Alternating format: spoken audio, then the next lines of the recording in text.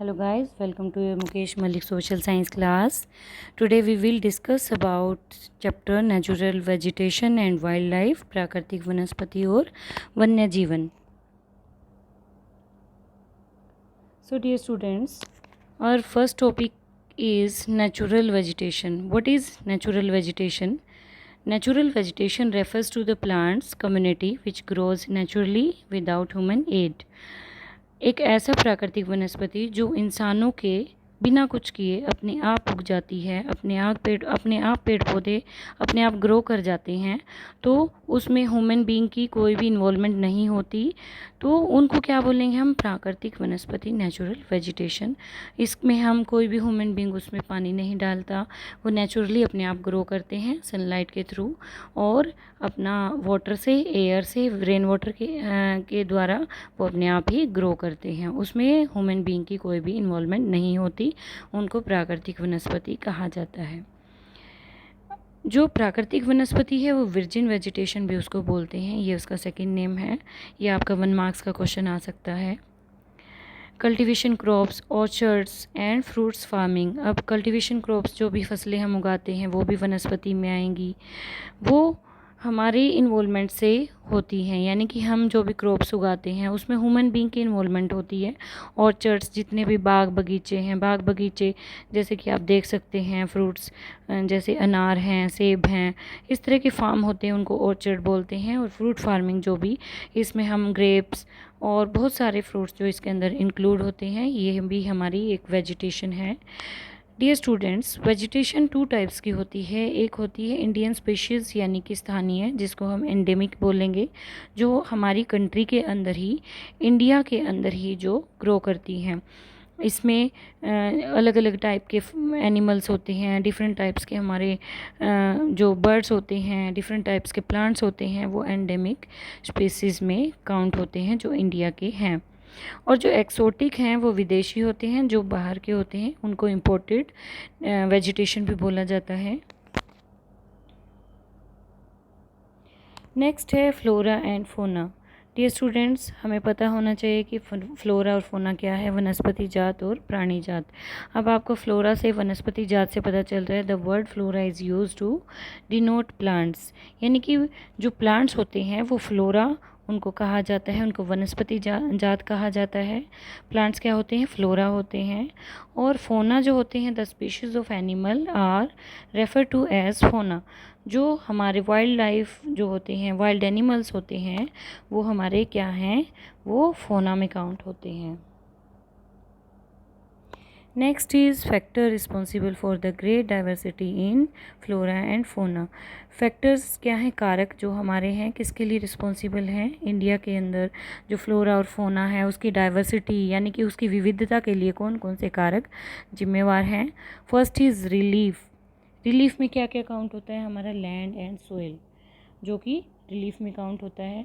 अब रिलीफ से कोई भी लैंड कैसी है, अब उस पर डिपेंड करता है वहाँ की वेजिटेशन. लैंड अच्छी है, वहाँ की फर्टिलिटी जो पावर है वहाँ की अच्छी है, तो वहाँ पर नेचुरल है कि वेजिटेशन भी अच्छी ही होगी और वहाँ पर जो पेड़ पौधे उगेंगे वो भी अच्छे उगेंगे. सोइल भी फर्टिलिटी में ही काउंट होता है कि लैंड की सोइल की फर्टिलिटी अच्छी होगी तो वहाँ पर क्या होगा? वहाँ पर कल्टीवेशन भी अच्छी की जा सकती है और जो प्लांट्स वहाँ पर ग्रो करते हैं वो भी अच्छी प्रकार से और अच्छी क्वालिटी के प्लांट्स को ग्रो किया जा सकता है. Second is climate. क्लाइमेट में हमारे काउंट होते हैं टेम्परेचर, फोटो पीरियड यानी sunlight, precipitation, rainfall.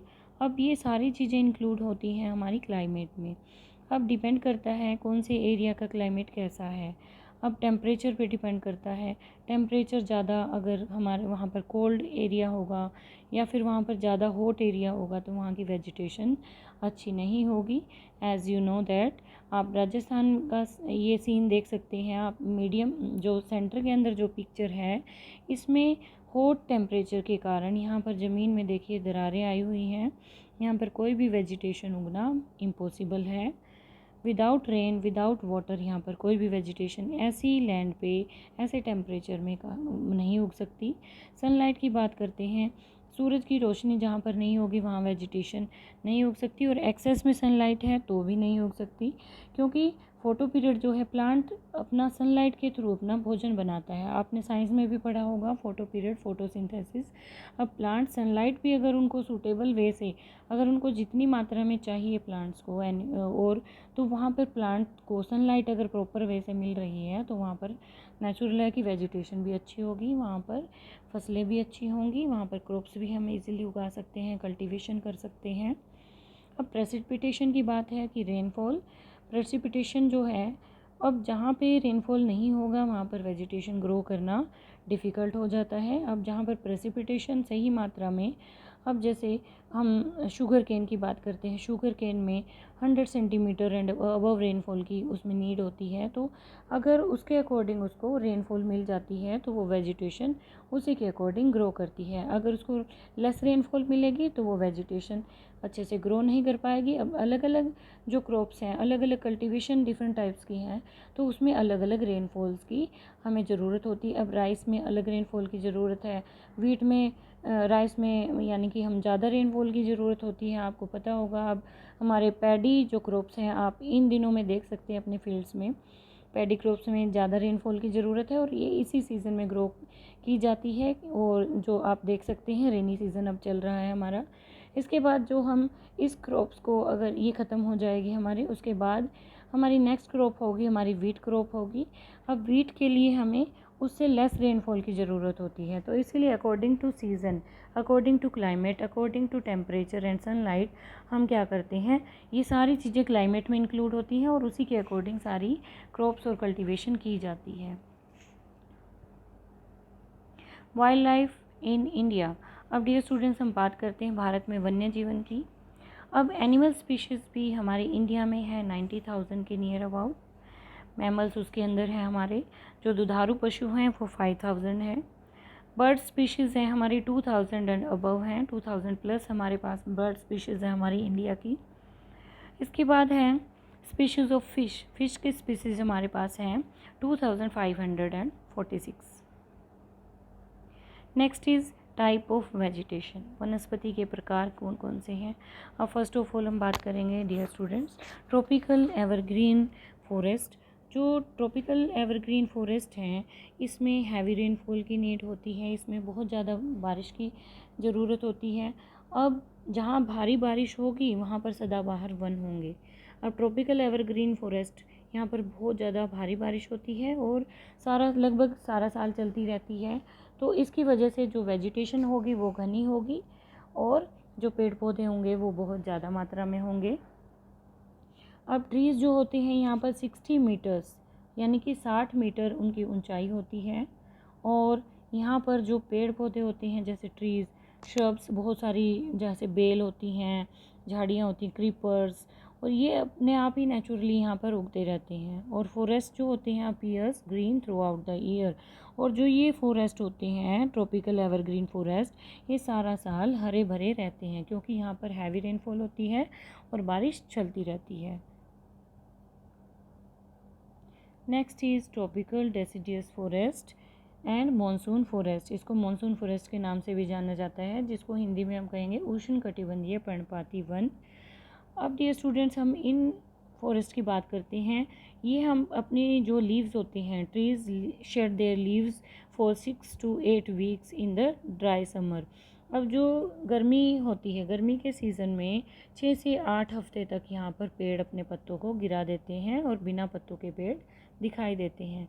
Without leaves ये ट्री यहाँ पर पाए जाते हैं इन फॉरेस्ट में। Forest are divided into 2 parts, जैसे मॉइस्ट डेसिडियस फॉरेस्ट और dry deciduous. Moist deciduous forest में थोड़े हरे भरे पेड़ होते हैं और जो ड्राई डेसिडियस फॉरेस्ट होते हैं वहाँ पर सूखे पेड़ नज़र आते हैं। Next is thorn forest and scrubs, कटीले वन और झाड़ियाँ। अब डियर स्टूडेंट्स, कटीले वन और झाड़ियाँ आप देख सकते हो वहाँ पर होंगे जहाँ पर लेस रेनफॉल होगी, लेस देन 70 सेंटीमीटर रेनफॉल जहाँ पर है वहाँ पर क्या होगा, थोनी फॉरेस्ट उग जाते हैं और स्क्रब्स और झाड़ियाँ उग जाती हैं जिन पर कांटे लगे होते हैं, थॉर्न्स लगे होते हैं। पानी की कमी से इस तरह की ही वेजिटेशन वहाँ पर उग पाती है। थोनी ट्रीज़ एंड बुशेस वहाँ पर उग जाती हैं, आप देख सकते हैं। थोनी ट्रीज़ और बुशेस इसके अंदर आप वीडियो के अंदर देख सकते हैं। अब डियर स्टूडेंट्स, हमारे यहाँ राजस्थान का मेन पार्ट और गुजरात का कुछ भाग हमारे इंडिया में है, जहाँ पर थोनी फॉरेस्ट और स्क्रब्स पाए जाते हैं, जहाँ पर लेस रेनफॉल होती है। और लेस रेनफॉल कितनी? Less than 70 centimetre rainfall. Next is mountain forest. Dear students, आप देख सकते हैं पर्वतीय वन, जो कि हमारे पर्वतों पर पाए जाते हैं। आप देख सकते हैं पहाड़ों पर। Vegetation changes with altitude and temperate grassland होती है इसके अंदर, और अल्पाइन वेजिटेशन इसको बोला जाता है। एंड ये होते हैं हमारे फॉरेस्ट एंड माउंटेन फॉरेस्ट, और ये हमारे फॉरेस्ट जो होते हैं माउंटेन फॉरेस्ट कहलाते हैं। पर्वतों पर ये होते हैं, इनको पर्वतीय वन बोला जाता है। नेक्स्ट इज़ मैंग्रोव फॉरेस्ट, इनको टाइडल फॉरेस्ट के नाम से भी जाना जाता है। सदाबहार ज्वारीय वन। डियर स्टूडेंट्स, ये कोस्टल एरियाज़ में पाए जाते हैं। You can see in your video, आपको पानी के आसपास आपको पेड़ पौधे नज़र आ रहे हैं। Found in coastal areas and form by tides. Tides के थ्रू, ये जैसे कि टाइड्स आती हैं पानी के अंदर, लहरें उठती हैं, तो ज्वार भाटा उठता है, ठीक है, टाइडल वेव्स आती हैं, तो उनसे ये क्रिएट होते हैं, इन जंगलों का निर्माण होता है। एंड फॉर्म्ड बाय, ये हमारी एक डेंस वेजिटेशन होती है, बहुत घनी वेजिटेशन होती है। आप देख सकते हैं पूरे घने वन है ये, और ये यानी कि बहुत कम विकसित होते हैं, यानी कि इनकी ग्रोथ पेड़ों की बहुत कम होती है, और ये छोटे टाइप के पेड़ पौधे होते हैं, बोने होते हैं, ठिगने जिनको बोला जाता है, और these are called mangrove forest.